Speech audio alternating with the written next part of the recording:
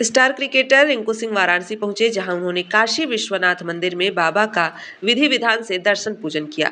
रिंकू सिंह ने इस दौरान देश और परिवार की सुख समृद्धि और सफलता की कामना की। उनके आगमन को लेकर मंदिर परिसर में पहले से ही सुरक्षा के कड़े इंतजाम किए गए थे। जगह जगह पुलिस बल तैनात रहा, जिससे पूरा कार्यक्रम शांतिपूर्ण तरीके से संपन्न हुआ। जैसे ही रिंकू सिंह मंदिर पहुंचे, फैंस की भारी भीड़ उमड़ पड़ी।